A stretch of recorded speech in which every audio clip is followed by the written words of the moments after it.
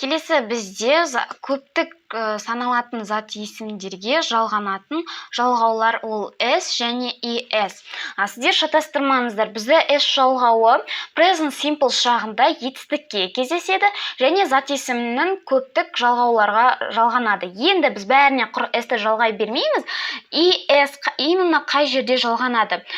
Егер біздің зат есіміміздің сөздегі соңғы әріптер S, Ш, Ч, X және TH пен аяқталса, оған ES. Мысалы, бас, бассыз, бокс, боксыз деген сияқты кете береді. Ал мұна жерге мән берсеңіздер, potato, potatoes, tomato, tomatoes. Бұл O-мен аяқталып тұр, бірақ оған ES жалғауы жалғанған. Бұны американдықтар өздері түсінбейді, өздері бізге түсіндіре алмайды, себебі ата-бабасынан бері дәл осылай келе жатқан сөздер. Енді егер сөзіміз Y әріпімен аяқталса, мысалы baby, оған біз ES жалғауын жалғаймыз. Y әріпі бізде I әріпіне аяқталады, оған ES жалғанады. Түсінікті ма? Baby, babies, dictionary, dictionaries деген сияқты. Яғни, енді қараңыздар, осылай Y әріпімен аяқталатын бізде day, toy деген сөздер бар, күн, ойыншық деген. Егер сол әріптің алдында бізде мынандай дауысты дыбыстармен келсе, оған құр S-ті жалғаймыз, Y әріпі сақталып қалады. Day, days деген сияқты. Ал мына жақта дауыссыз дыбыстармен болғаны үшін ол әріп бізде өзгеріске ұшырады. Жалпы түсінікті ғой, өте оңай, логично.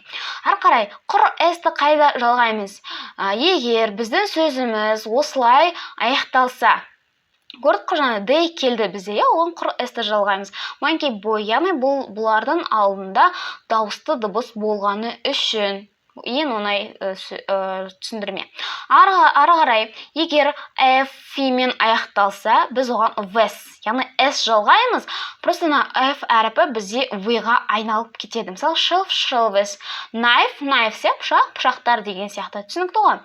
Келесі, енді қараңыздар, ережеге бағынбайтын, яғни ешқандай S, ES, VS жалғаулары болмайтын сөздер бар. Мысалы, M-мен бір ер адамды айтып тұр.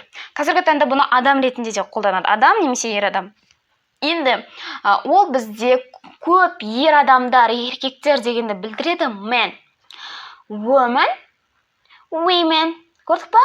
Ана алдындағы артиклға мән беріңіздер. Бұл тек бір ғана зат есімдердің алдына қойылады. Ал егер көпше болған кезде, оның алдына біз зат есім қоймаймыз. Мысалы, қараңыздар, a sheep, sheep. Мына жерде sheep бір қой екенін білдірсе, анаяқта sheep қойлар екенін білдіріп тұр. Түсінікті ма? Тек осылай әріптері ғана өзгереді. Бұны жаттап алуыңыз керек. Алла қаласа, біздің практикалық сабақта бұдан да көп қызықты жалғастырушы сабағымыз болады. Ойындар және қызықты тапсырмалар болады. Сондықтан сабаққа уақытылы қатысамыз. Жақсы, сау болыңыздар, келесі сабаққа кездескенше.